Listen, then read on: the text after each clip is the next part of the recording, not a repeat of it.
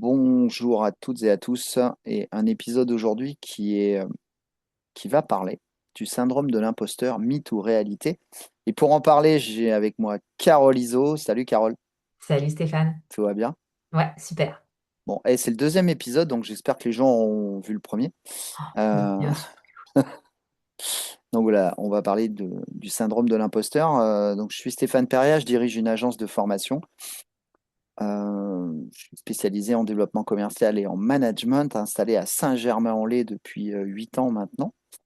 Et j'ai des clients qui sont des solopreneurs jusqu'à des PME et des grands groupes sur à peu près 25 secteurs d'activité différents. Ma chère Carole, je te laisse te présenter.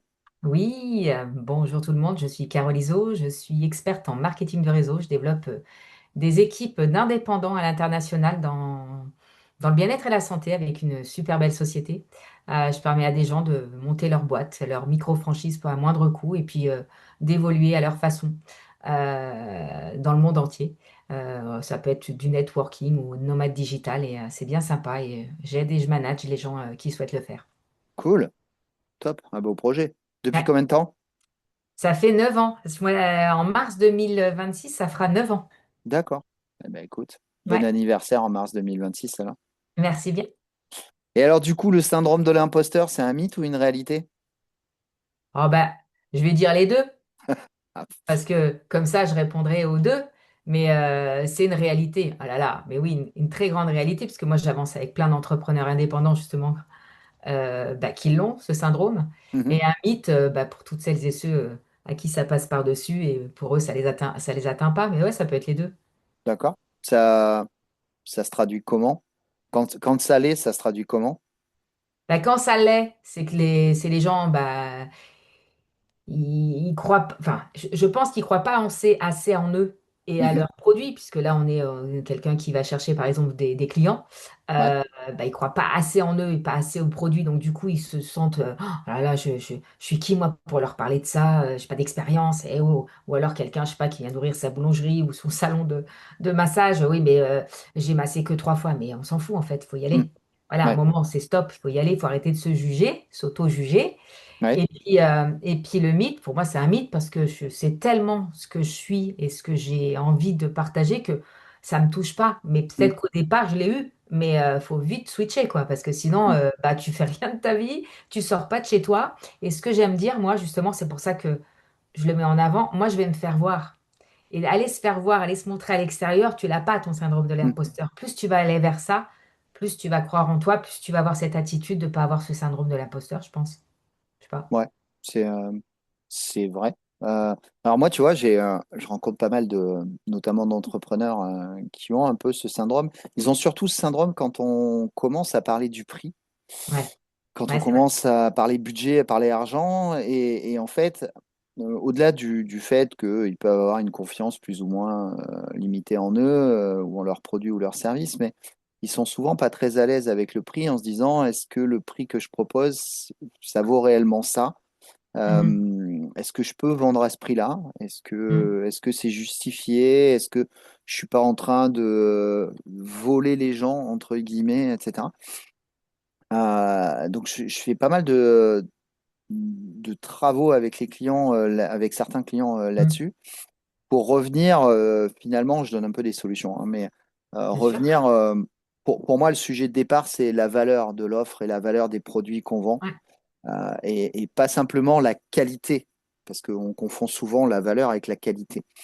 Moi, quand je parle de valeur, c'est la valeur que le client final obtient parce que il va utiliser mes produits ou mes services. Mhm. Et je trouve que c'est plus facile de se projeter comme ça en se disant, bah, voilà ce que mes clients gagnent. Et en fait, parce qu'ils gagnent ça, bah, finalement, le prix, il est cohérent par rapport Ouais. au service que je leur délivre. Donc, Mhm. j'adresse souvent les choses comme ça, c'est-à-dire plutôt que d'essayer de parler du prix, bah, on va plutôt parler de la valeur et de se positionner au client final pour Ouais. faire retomber un peu la pression Ouais. au niveau du prix. Mhm. Tu as peut-être d'autres astuces. Là, tu parles de valeur, moi je vais parler de résultats, tu vois, OK. parce que pareil, moi, au niveau de ma gamme, voilà les résultats. Donc, Mm, les arguments, tu les as, moi je les ai, et c'est ça que j'apprends aussi à mes équipes. C'est comment argumenter Mm, tel ou tel produit, quelle efficacité il a. En fait, c'est l'efficacité, le résultat qu'il va avoir qui va faire que quand tu parles déjà de ça, bah, mm, le prix à côté, c'est peanuts. Tu ouais, vois,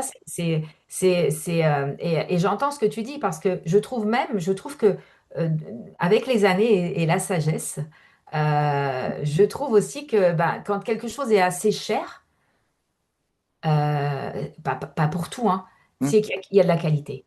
ouais, Et très c'est pas souvent, quand faux. tu descends, tu vois, dans le syndrome de l'imposteur, moi j'ai des gens autour de moi qui disent, ouais, je vais descendre mon prix là pour tel truc. Je dis, pourquoi tu le descends? Parce que le descendre, tu vas pas avoir plus de monde. Peut-être remonte-le.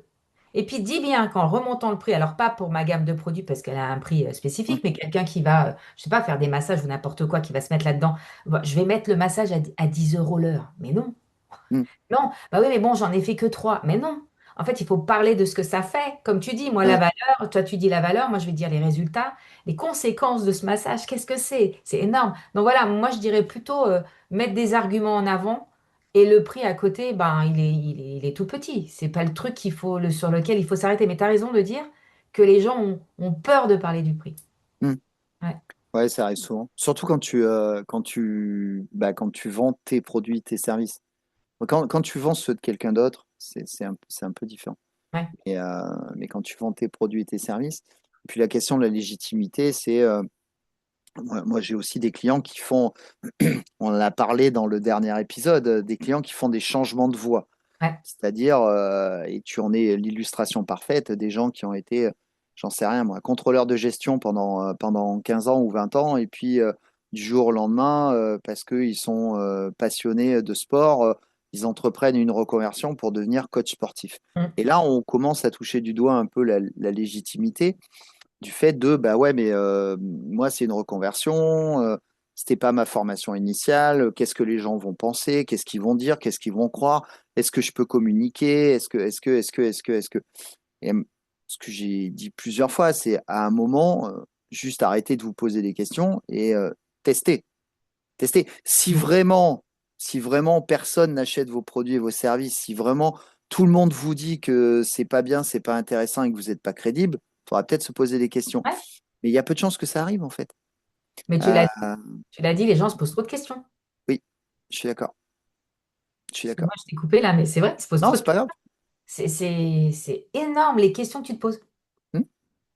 Alors que bah, c'est un peu comme quand tu apprends à nager, tu peux lire tous les bouquins du monde. Tant que tu n'auras pas sauté dans l'eau, tu risques pas d'apprendre à nager. Donc à un moment, il faut sauter dans l'eau. C'est pas Alors toi, facile. tu dis sauter dans l'eau, et moi j'aurais tendance à dire, est-ce que tu t'es posé des questions petit avant de marcher? T'es tombé combien de fois? Combien de fois t'es C'est tombé? joli ça. Je vais la garder. Tu t'es pas dit, ah bah attends, alors j'ai marché déjà 1 heure. Non, j'ai essayé de me lever marcher pendant 1 heure et je suis tombée pendant 1 heure. Est-ce que tu t'es posé la question quand tu avais 12, 13 ou 14 mois de te dire, je vais pas y arriver, donc je vais arrêter. En fait, il faut arrêter de se poser les questions. Ouais. Et en fait, c'est le lot, allez, sur 100%, c'est 97% de la population qui se pose des questions. Hmm. Ouais, je suis d'accord. Mais pourtant, ça fait pas forcément avancer. Non. On Mm. peut. Moi, je pense qu'à un moment, il faut y aller. Si on a travaillé sa compétence. Alors, on a fait des formations, ça peut être de la reconversion, peu importe, hein, mais on a travaillé sa compétence. On a travaillé son offre Mm. de produits, son offre de service. On a travaillé son périmètre commercial. On sait à qui Ton on va le attitude vendre, aussi. son attitude, puis on sait ce que ça apporte. On en revient à la valeur. Euh, voilà, il n'y a pas de raison. On est légitime pour faire telle ou telle chose, telle ou telle action. Mais c'est vrai on a souvent en tête, alors c'est peut-être un peu franco-français, le fait que bah, globalement, si tu fais des études de droit, tu vas devenir avocat et tu vas rester avocat toute ta vie. Mm. Si tu fais des études de sport, tu vas être entraîneur ou prof de sport et tu vas faire ça toute ta vie. Si tu fais des études de commerce, bah, tu vas être commercial, tu fais ça toute ta vie. On Mm. a un peu quand même ce syndrome, je sais pas si c'est un syndrome, mais on a un peu cette idée un peu fixe de finalement on est dans une branche, on est dans une filière et on va la faire toute notre vie. Et puis en fait, bah, tu te rends compte que tu changes souvent de voie, que tu peux C'est bien. faire de la reconversion, etc. Mm. Et si tu te donnes les moyens, il n'y a pas de raison d'avoir le syndrome de l'imposteur en fait. Exactement. Ouais, mais c'est cette peur, hein. On est là-dedans, hein. Cette peur-là, moi, j'arrête pas de le dire. à toutes mes équipes, ce syndrome de l'imposteur qui est quand même la peur au départ.